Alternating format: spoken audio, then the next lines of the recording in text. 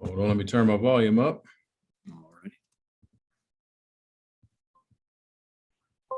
All good? I'm all good. Awesome. How you Sounds guys good. doing? Doing good, doing good. Good. Feel like Thanks for the time. That's fine. Feel like we really helped ourselves over the past 3 days. Added some guys who we feel like can come in and really impact the roster, whether it's being a starter or just being quality depth to just layer the team. So had a plan and things kind of fell our way, and we feel good about it now that the draft is over. Any questions, just shoot. We'll get started here with Destin Adams. Hi, Morocco. Thanks for the time. I'm a big fan of the With the Next Pick series, and one of those quotes going around is, you don't see a player that size that good. I was just curious if that player that was being talked about was selected today, and if his name may have been Jelani Woods. Yes, totally. He's the epitome of that. And you will see once this guy hits the field, just how much of a giant he is for his position. We already have Mo Ali Cox, but I dare to say he's probably even taller and wider and having a bigger strike zone. So you combine that with the unique skill set that he has, because he's also an athlete. Like, the guy can move, the guy can separate and contort his body and make plays down the field above the rim over defenders' head. So yeah, you're right. He's you don't see tight ends that big, and you don't see guys that big moving like that. Eric Larger. Hi, Morocco. Thank you for the time. So you guys selected Curtis Brooks out of Cincinnati here in day 3. Looking back at some of the numbers, he had some of the best win percentage rates of any of the interior defensive linemen in the whole class, whether that be pass rush or defending against the run. Were you guys surprised at all at the fact that he fell all the way down, given the fact that he won so many reps? In a sense, we were not, because the draft, like the meat on the bone in this draft, was starting in round 3. And so, with the COVID year and having the super seniors and super juniors, it kind of pushed everybody down. And so there was a lot of options and a lot of talent, and he was kind of staring us in the face. And to your point, to what you're saying, his skill set fits what we do. We launch in the gaps and get up the field. And this guy's a big, strong athlete that can do that. So, when you get in those lower rounds, when you get to that 5th, 6th, 7th round, you're looking for those traits. And he definitely had that ability that you speak of. Lawrence Owen. Hello, Morocco. Pleasure to meet you.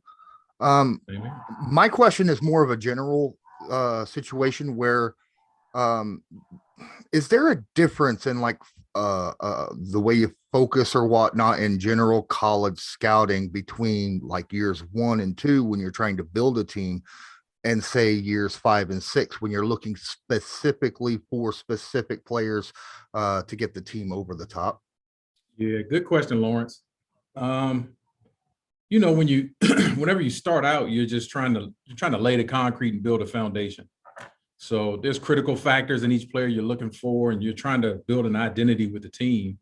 But now, after 5 years, headed into our 6th year here, and kind of already having, building that bottom layer, now we want to start to add on, put some walls up, put some furniture and curtains in the house, so to speak.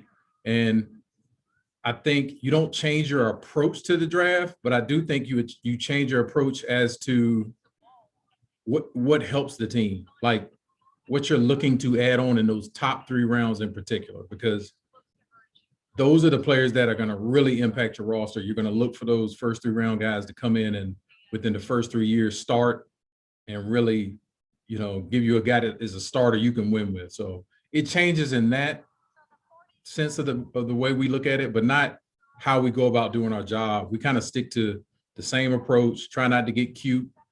And as you go, one thing you do realize is, like, we're sitting in there talking, even with 8 picks, we're always looking at, okay, who does this guy beat out on the roster?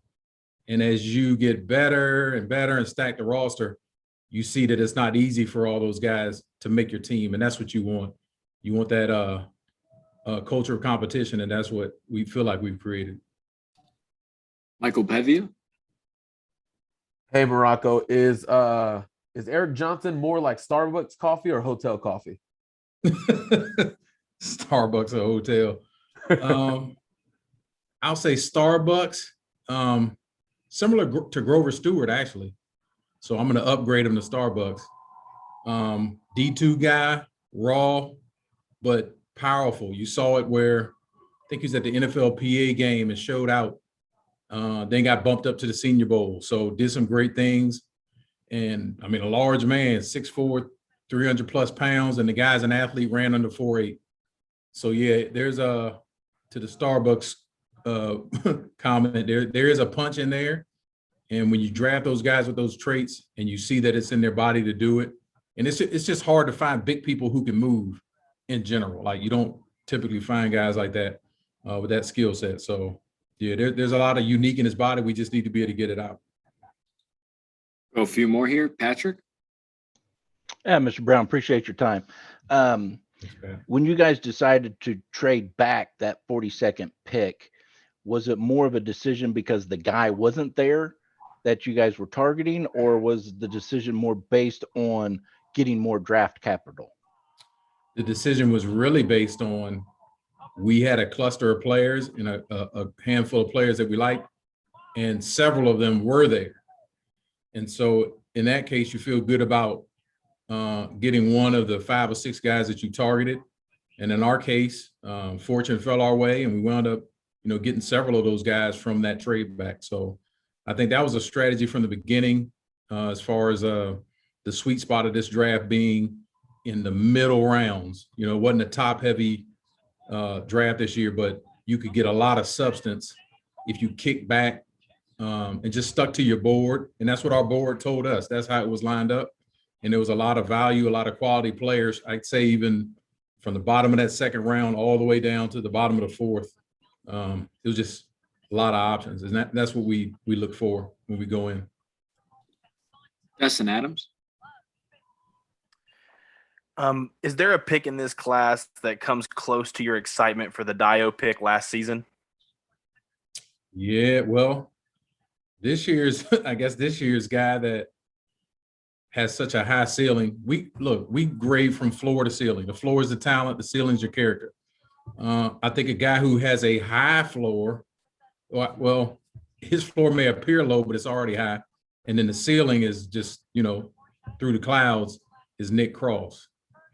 Young guy, only 20 years old, but you rarely find guys who are 6'1", 215 pounds, run a 4.35, don't miss but 3 or 4 tackles during the course of the year. And then the guy's a 1.5-year starter with 6 interceptions. So he's a unique talent you don't see every day. You don't see people in that body type and that body size running like that. And then he is multiple in how he plays the game. He can play up in the box. He's big enough to take on, and he's not gonna get knocked around and worn out. And then he can play, back in the hole, play center field and go run things down. So we liked his versatility, but we liked that there was some juice in the body that you don't always see at a safety at that size. Go 2 more here. Derek Larger? Yeah, so I think the common trend that all of us and many of the fans who are seeing the picks are seeing that most of these guys are very athletic. We're seeing the athletic scores come out and all of these guys rank really, really high. And that seemed to have been the common trend with all of these picks. Was that an emphasis for you guys on how you wanted to approach this draft process? Or was that just something that just happened with the guys that you were picking? Yeah, well, we always say the guy doesn't have to be a dominant player, but he has to have a dominant trait. So we're always going to look for certain traits. There's certain criteria. There's certain skill sets that we're looking for, positional value. So we're always going to look into, what does he do? What does his game lean on when, the rubber meets the road?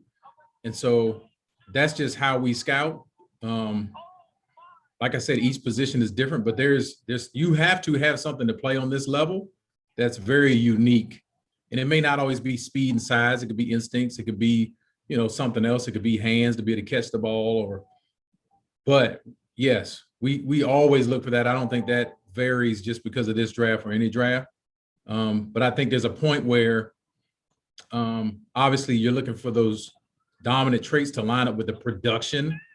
It's not all traits and no production. You have to, show that you can go in there and play a role for us and come in here and we'll be able to utilize your skill set. But there's a point where you say, if all things are even, I'm taking the trait. And I think that's our philosophy. That's how Chris Ballard has always been. That's how he grew up in the game and learned, football. And I think it works in our league. We'll last one here, Lawrence Owen. Hello. I just got sent this text by Gerard Powers, so I absolutely had to ask it. He wants to know what's the thought process that goes into looking and scouting college players so that they fit the Colts culture and scheme? Yeah, well, without spilling any secrets or anything, there's a subset of things we look for from a personal football character standpoint. And we actually pour a lot of resources into that internally so that when we, cast a wide net and then shrink the net and bring it in February and start to meet, we scrutinize that stuff heavily. So it's not just who you are on the field, it's who you are, the man behind the player. And we spend so much time, whether it's at the Senior Bowl, the All-Star games, we want to know who's the person behind the player. So that's a major part of it. And then when we go out, we're looking for guys who fit what we do. And we always say, what's the vision for the player? How does he fit? And in what role, how will we utilize him? And then who does he beat out on the roster? So you want to get that specific so you don't just pick a guy and he comes in and you don't really have a place for him. And he may be a good player. He just may not fit the scheme that you have set. So I think both of those things go hand in hand. And it's important to not only assess the player, but assess the player utilization, and then to assess him as a person too, just as an Indianapolis Colt. How's he going to integrate into our culture and in our community? Awesome. Thanks, Morocco. We appreciate your time.